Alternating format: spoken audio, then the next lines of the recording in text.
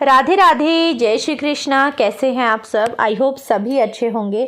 तो फ्रेंड्स, आप सभी का स्वागत है मेरे YouTube channel Radhe Krishna blessings में। शंख की पूजा हम कैसे करते हैं, शंख को घर में रखने के नियम क्या है, ये मुझे कमेंट आया था कि दीदी इसके बारे में आप बताएं। तो बहुत टाइम से मैं वीडियो नहीं बना पा रही थी, तो आज मैंने सोचा कि इस टॉपिक पे वीडियो बनाई जाए।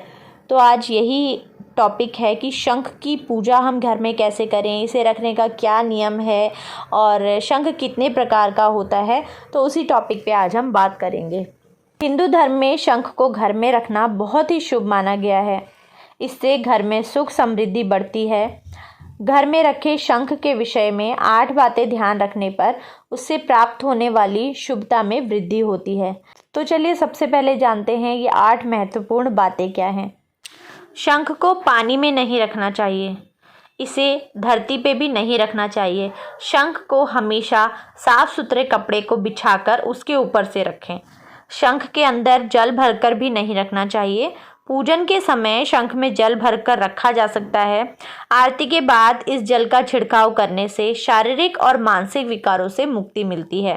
साथ ही जीवन में सौभाग्य का उदय होने लगता है। शंख को पूजा के स्थान पर रखते समय खुला हुआ भाग ऊपर की तरफ होना चाहिए। शंख को भगवान विष्णु, लक्ष्मी या बाल गोपाल की मूर्ति के दाहिनी ओर रखा जाता है। शंख को माता लक्ष्मी का रूप माना गया है, इसलिए शंख को पूजन स्थान में उसी आदर के साथ पूजा जाना चाहिए जिस आदर के साथ भगवान का पूजन किया जाता है। आसानी से धन की प्राप्ति के लिए शंख को 108 चावल के दानों के साथ लाल कपड़े में लपेटकर तिजोरी में स्थापित करें।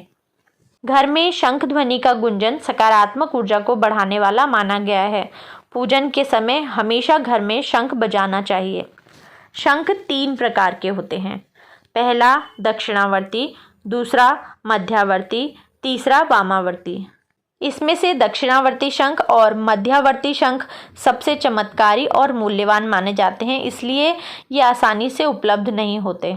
जिस घर में शंख की पूजा सुबह शाम होती है उस घर में धन धान्य की कभी भी कमी नहीं रहती। शंख की ध्वनि से वातावरण भी शुद्ध होता है। शंख से वास्तु दोष भी दूर किया जा सकता है। पुत्र प्राप्ति, पितृदोष शांति, विवाह आदि में आने वाली अड़चनें भी दूर होती हैं। भगवान विष्णु और माता लक्ष्मी दोनों के ही हाथ में शंख पाए जाते हैं, इसलिए भी शंख को घर में रखना और इसे बजाना शुभ माना जाता है। शंख में जल भरकर छिड़कने से घर में शांति आती है। वैज्ञानिक दृष्टिकोण से भी शंख की ध्वनि को बहुत महत्वपूर्ण और लाभदायक बताया गया है। कहते हैं शंख की ध्वनि से वातावरण में मौजूद कई तरह के जीवाणु और कीटाणु नष्ट हो जाते हैं। शंख बजाने से सांस से जुड़ी समस्या से निजात पाया जा सकता है और कहते हैं इसे बजाने से फेफड़ों का व्यायाम हो जाता है। शंख में रखे पानी का सेवन करने से हड्डियां और दांत दोनों मजबूत होते हैं। शंख को लाल कपड़े में लपेटकर अपने दुकान या घर की तिजोरी में रखने से आपकी तिजोरी कभी खाली नहीं होती। शंख के जल से भगवान का अभिषेक करने से ईश्वर प्रसन्न होते हैं और उनकी कृपा हमेशा बनी रहती है।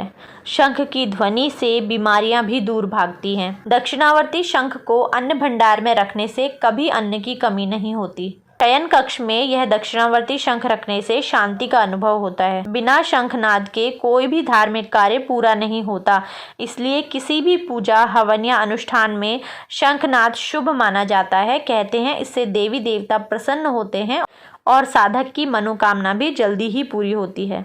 शंख ध्वनि से प्रेत आत्माएं और पिशाच भी घबराते हैं और अगर किसी घर में इनका बुरा साया होता है तो उस घर में शंख जरूर रखना चाहिए। अन्य देवी देवताओं की तरह शंख को भी घी, दूध और गंगाजल से स्नान कराने से लाभ होता है। शंख की पूजा करने का विशेष विधान है जिसका ध्यान रखा जाना बहुत ज़रूरी है। सबसे पहले स्नान कर साफ सुथरे कपड़े पहने, उसके बाद एक पात्र में शंख को दूध, गंगाजल आदि से स्नान करवाएं। साफ कपड़े से पोंछकर दूध तथा केसर मिश्रित घोल से शंख पर श्री एकाक्षरी मंत्र लिखें और उसे तांबे तथा चांदी के पात्र में स्थापित कर दें। अब इस पर रोली, अक्षत और सफ़ेद पुष्प चढ़ाएं और फिर धूप और घी का दीपक जलाएं। इसके बाद सच्चे मन से शंख का ध्यान करें। तो ये थी शंख से जुड़ी कुछ विशेष बातें और शंख का पूजन हम घर में कैसे करें। तो वीडियो आपको कैसा लगा मुझे प्लीज़ कमेंट करके ज़रूर बताएं। अच्छा लगा तो इसे आगे भी ज़रूर शेयर करें और वीडियो को एक लाइक ज़रूर दे दें। तो मिलते हैं नेक्स्ट वीडियो में। राधे राधे।